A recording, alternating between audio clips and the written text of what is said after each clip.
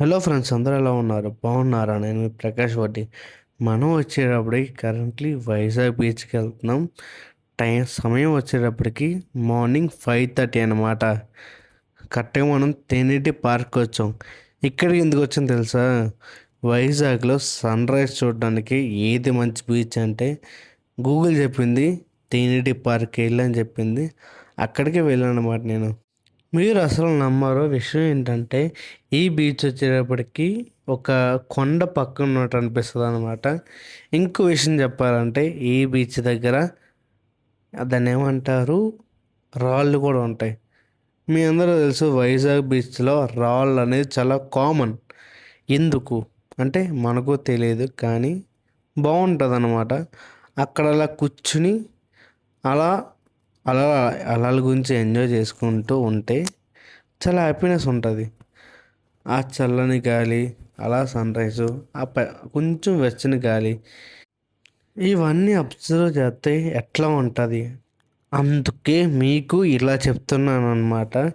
ఈ బీచ్లో చాలా అంటే చాలా బాగుంటుంది.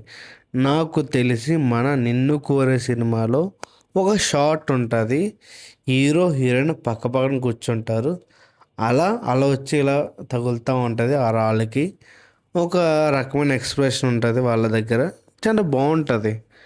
అట్లాగా నేనైతే ఇట్లాంటి సీన్స్ అయితే బాగా అబ్జర్వ్ చేస్తాను. ఎందుకంటే నేను ఒక సినిమా పిచ్చాను అనమాట. ఇట్లా మాట్లాడుకుంటూ ఉంటే మన పక్కన ఒక కపుల్ అయితే వచ్చారు. ఎందుకో తెలుసా? వాళ్ళ మ్యారేజో లేదంటే లవ్ కపుల్ మనకు తెలియదు, కానీ ఫోటోషూట్ అయితే చేసుకున్నారనమాట. తర్వాత చెప్తాను నేను. కానీ ఈ లోపు సన్ రైజ్ అయితే జరుగుతుంది, మీరు చూడండి.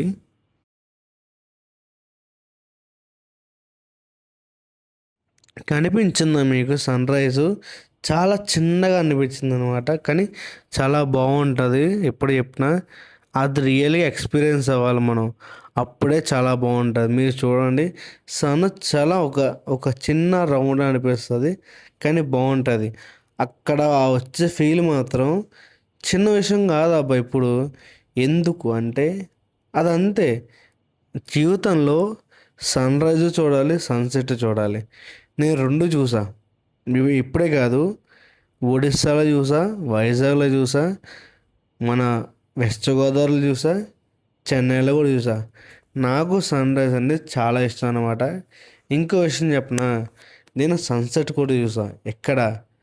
మన కన్యాకుమారి తర్వాత మన కేరళలో చూసాను అనమాట. నాకు చాలా ఇష్టం.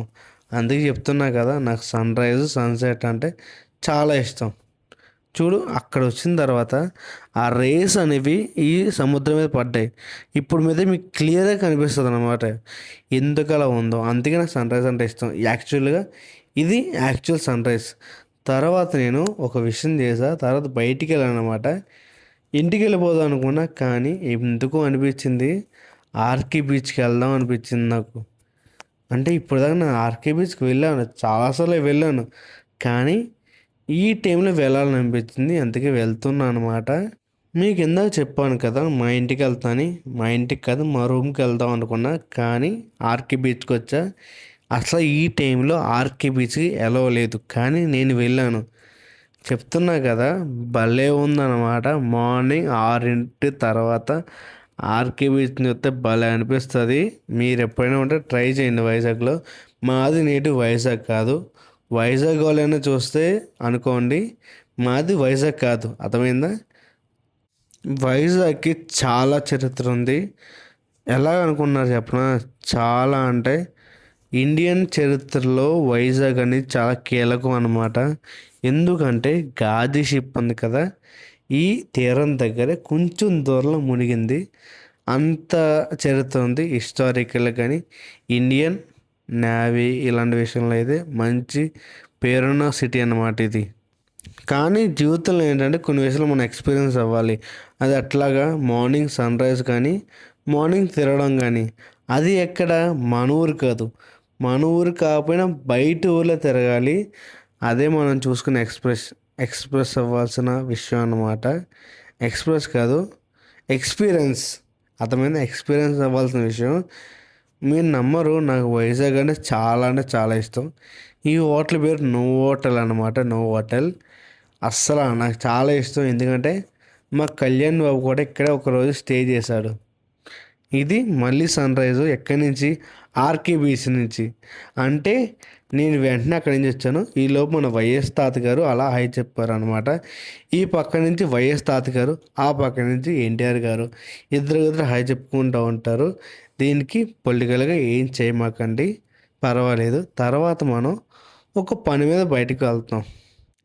మనం వచ్చేటప్పటికి కరెక్ట్గా ఎక్కడ ఉందో తెలుసా, మద్దెల పొలం రోడ్డు దగ్గర ఉన్నాం. ఇక్కడి నుంచి మద్దెల పొలం పక్కన అనమాట. మద్దెల పొలం గురించి ఆల్రెడీ ఒక వీడియో చేశాను, మీరు చూడండి సరేనా. అది ఎక్కడో కాదప్ప, మన కామెంట్ సెక్షన్లో కాదు, మన యూట్యూబ్ ఛానల్లోనే ఉంది, మీరు చూడండి అనమాట. తర్వాత ఒక గ్రీన్ టీ తాగాను. జనరల్గా గ్రీన్ టీ తాగను, కానీ తాగాలనిపించింది. ఎందుకు, కొంచెం ఒళ్ళు తగ్గుతానేమో అనిపించి డైలీ గ్రీన్ టీ తాగితే మంచిది అనిపించింది, అందుకే తాగాను నేను. మీకు కూడా అలా అనిపిస్తే చెప్పండి, గ్రీన్ టీ తాగండి, చాలా మంచిది.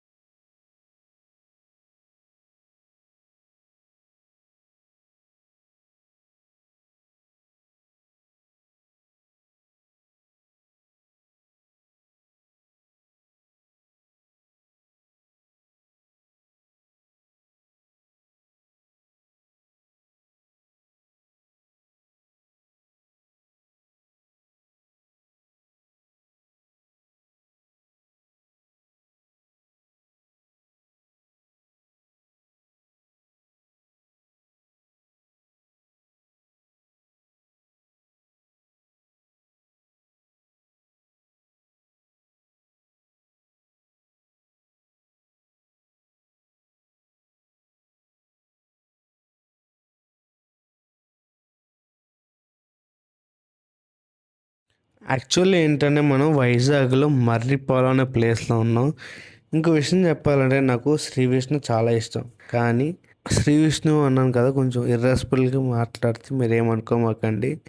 ఎందుకంటే ఇష్టం అంటే అలా ఉంటుంది అంతే. తర్వాత మనం ఒక లిమ్కా తాగాం. లిమ్కా అంటే నాకు కొంచెం ఇష్టం అనమాట.